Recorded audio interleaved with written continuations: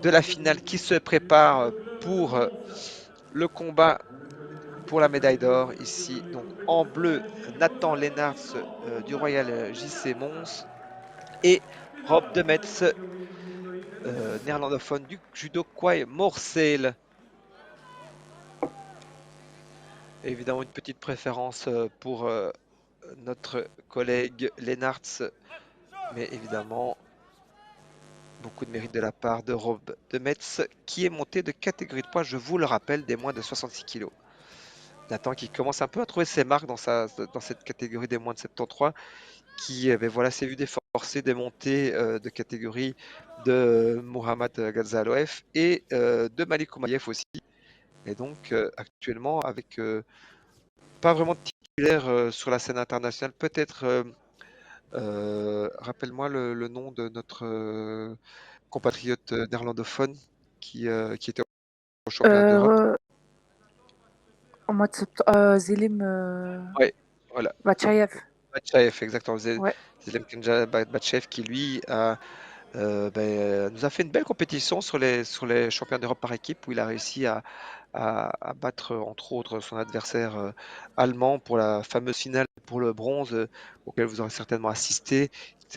Finale qui a été fort disputée elle s'était soldée par un 3-3 et Ouais. donc du coup avec un match décisif qui a dû se décider entre Thomas Nikiforov qui avait gagné son combat et qui a reperdu après sur une décision un peu Ouais, litigieuse.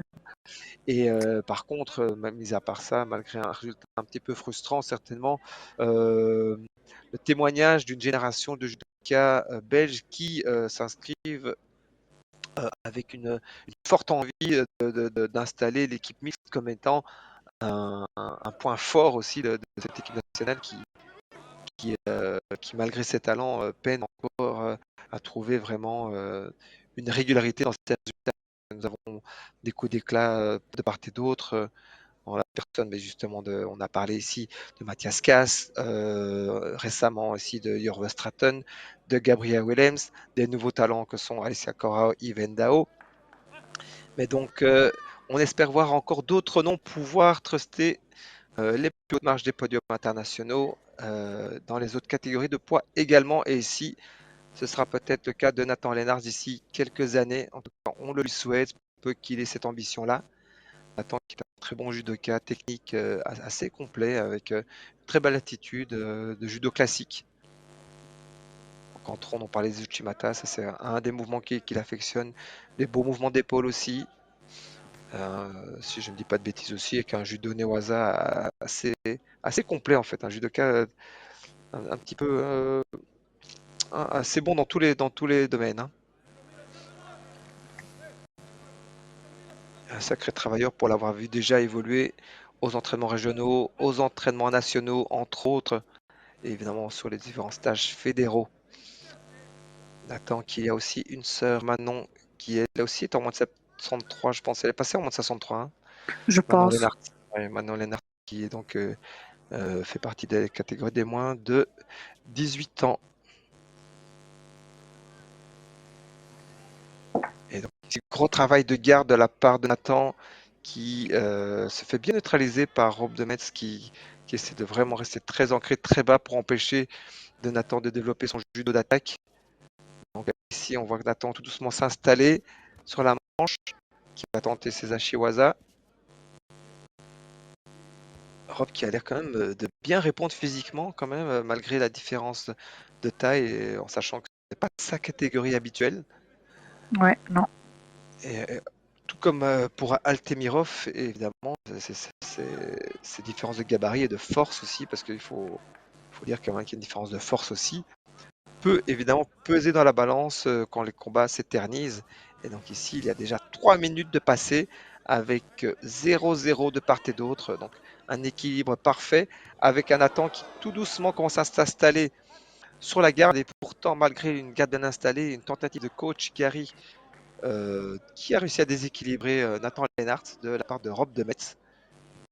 Très très belle réaction, sachant qu'il commençait à tout doucement se faire enfermer. Donc ici, clairement, un adversaire à la hauteur de ce que Nathan est capable de nous démontrer actuellement. Donc ici, Une finale très engagée, à la fois équilibrée, personne ne prend vraiment l'ascendant, mais en tout cas, personne n'a encore baissé de rythme. Là ici, on voit ici que Rob de Metz qui essaie d'encercler par l'extérieur pour pouvoir bloquer ce bras droit qui évidemment est hyper important pour Nathan. Et Nathan qui ne se laisse pas démonter, qui continue à travailler sur cette garde qui va être évidemment l'élément clé, l'élément déterminant qui va peut-être pouvoir débloquer la situation.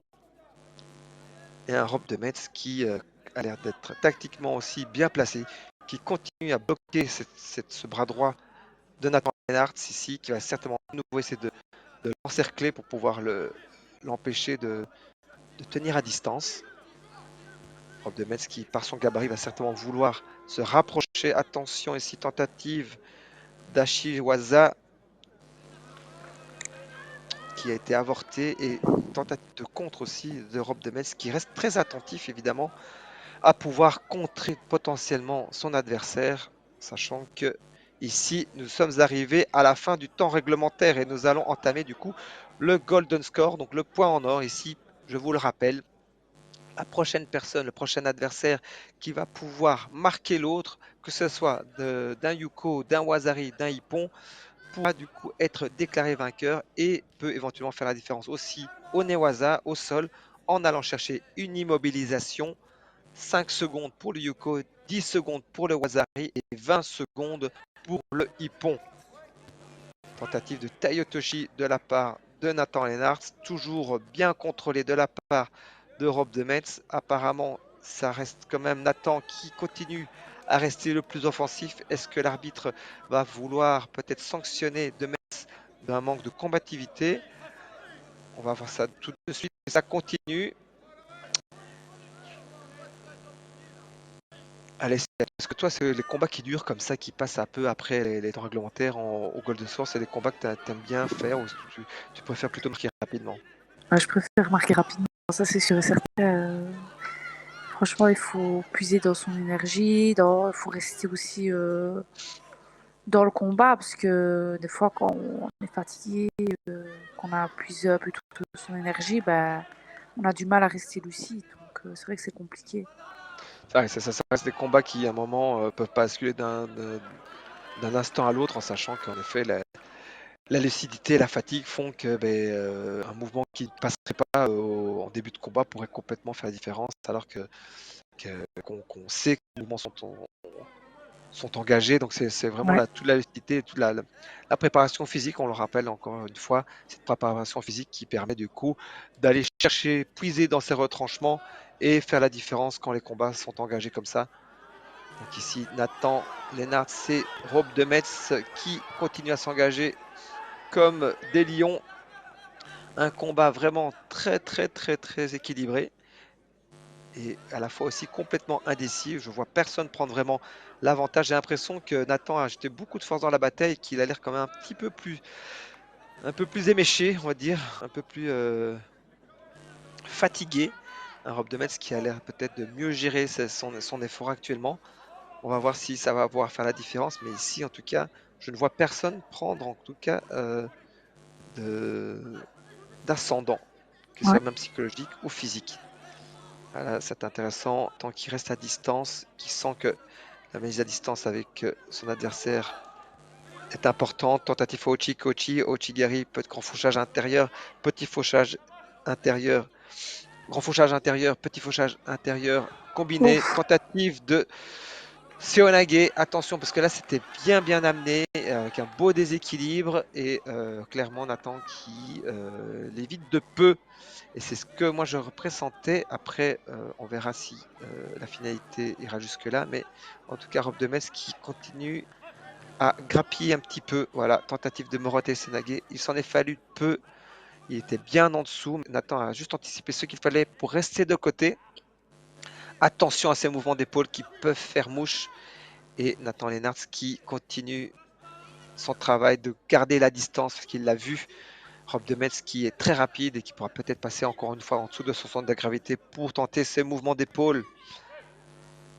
Attention à ces sorties de tapis, on sait qu'elles sont moins sanctionné qu'avant, mais en fonction de comment cela se passe, ça peut être affublé et sanctionné d'une pénalité. Toujours 0-0 compteur. Nous sommes à 2 minutes 36 de golden score, donc 4 minutes plus 2 minutes ici.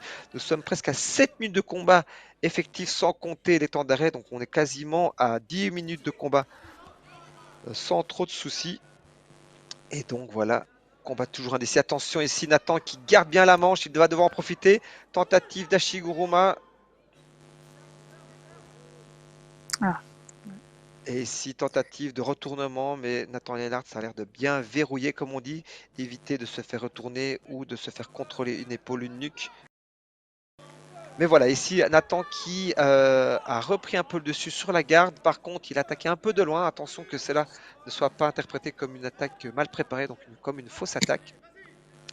Et ici, reprise, encore une fois, pour cette finale des moins de 73 kilos entre Rob Demetz et Nathan Lennart. Ce combat complètement indécis. J'espère que chez vous, téléspectateurs, vous appréciez ce type de combat engagé. Oh, voilà, attention, et le voilà, les mouvements d'épaule dont je vous parlais, alors que pourtant, ce n'est pas le type de gabarit qui convient pour ça. Tentative de Seoinage, très très bien évité, et clairement une alerte, une vraie belle alerte pour Rob Demetz, qui jusqu'à présent n'a pas été vraiment inquiété. On va le voir ici. Tentative plutôt de Sode Tsurukomigoshi. Et clairement, il s'en est fallu de peu des mouvements spéciaux de ton camarade de club, Malik Oumayev, qui est certainement un des meilleurs spécialistes européens, voire mondiaux, du mouvement. Ouais. Et ici, et voilà, on se voit ici un petit peu imbriqué dans la garde l'un de l'autre.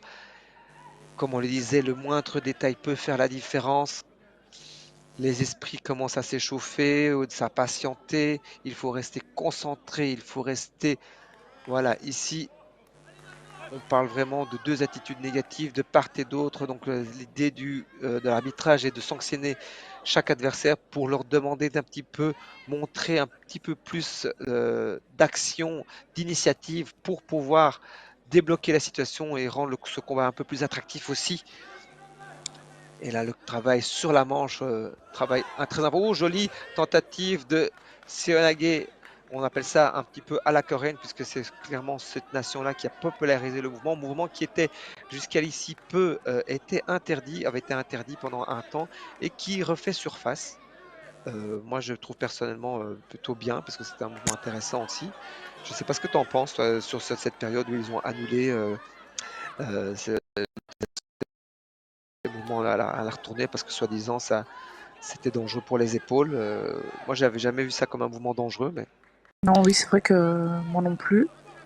Mais c'est vrai que ça m'a pas trop impacté parce que moi, je ouais, fais c'est pas pas trop vraiment ce le judo que style. toi tu affectionnes. Non, non, Après, non, si je dis pas de bêtises, c'est pas un mouvement qu'on voit beaucoup chez non. les dames. On le voit plus chez les hommes. Oui, Mais en tout cas, Nathan, voilà, il a tenté quelque chose, c'était intéressant. Je pense que ça aurait pu surprendre de Metz, mais il reste stable, hein, ce garçon. Hein. Donc, on le sent quand même bien sur ses deux appuis. Hein. Difficile à faire tomber. Hein. oui. Mais j'ai l'impression que tout doucement ici, là c'est la deuxième attaque où Nathan est devant. Là. Attention. Et Oula. voilà ici, tentative d'Ochigari de la part de Demetz qui a bien déstabilisé Nathan, qui a tout doucement commencé à prendre les devants. Mais ici, voilà, l'arbitre, on pourra sanctionner personne là-dessus puisque chacun attaque et déséquilibre. Donc pour le moment, c'est toujours une égalité parfaite. Voilà, tentative d'Ochigari avec bonne reprise sur la ceinture. Il a manqué un peu de contrôle pour pouvoir mettre son adversaire au moins sur le côté. Voilà, tant mieux pour notre camarade Nathan Lennart qui continue à combattre fièrement pour cette médaille d'or de la catégorie des moins de 73 kilos. Tentative de Kochigari enchaîné avec un Seoinage, peut-être une tentative de retournement. Voilà, ça, ce sont ces types de mouvements qui vont peut-être pas marquer, mais en tout cas influencer les décisions arbitrales pour peut-être sanctionner du coup l'adversaire d'un Shido pour non-combativité, en sachant que maintenant nous sommes à un Shido partout et que du coup au bout de 3 Shido, l'adversaire, le combattant qui se verra du coup sanctionné par 3 pénalités sera du coup sanctionné aussi d'une élimination définitive et du coup une victoire pour son adversaire. Toujours 1-1 aux pénalités, 0-0 au niveau du score. Nous sommes à 5 minutes 51 de goal score. Rendez-vous compte, nous sommes à plus de 9 minutes effectives là, donc ça veut dire presque ici presque 10 minutes effectives de combat, sans compter les temps morts. Nous allons bientôt avoisiner les 13 à 15 minutes de combat. Et on voit ici malgré tout des adversaires toujours engagés, prêts à en découdre. Imaginez la préparation physique qu'il faut et la volonté qu'il faut. Oh oui, et le voilà, le voilà. Le COE à la retournée, on l'avait senti dangereux. Il l'a très très très bien préparé. Il a aussi eu l'intelligence de le garder pour lui pendant quelques temps pour se faire un petit peu oublier. Parfois, on voit certains judokas s'obstiner à rentrer le même mouvement de manière un petit peu robotique, évidemment, du coup, un petit peu prévisible. Ici, il a clairement laissé de côté et très très bien, très très belle finition parce qu'on peut voir que Rob de Metz s'y attendait malgré tout, que au premier impact, on va le voir ici sur la première tentative. Ici, on voit il récupère et dans le finition, hop, Waza Harry, très très très belle finition. Nathan Lennart, champion de Belgique des moins de 73 kg après un rude combat de près de 10 minutes. 10 minutes de combat effectif, presque 15 minutes de combat non-stop. C'est énorme et certainement un soulagement pour Nathan Lennart. Une nouvelle médaille, un nouveau titre pour les francophones. Donc voilà, voilà, Alicia, je ne sais pas s'il te tu peux évidemment la bienvenue si tu ne sais pas ce que tu avais prévu pour la suite. Mais en tout cas, nous te remercions pour ta présence et encore une fois, nous te souhaitons un très bon rétablissement pour la suite de ta saison et de revenir à ton plus haut niveau et évidemment porter haut les couleurs du drapeau belge sur la scène internationale. Merci beaucoup. Voilà. Et que tout aille bien pour toi et nous te suivrons évidemment assidieusement. Merci beaucoup. assidûment. Voilà. Passe une bonne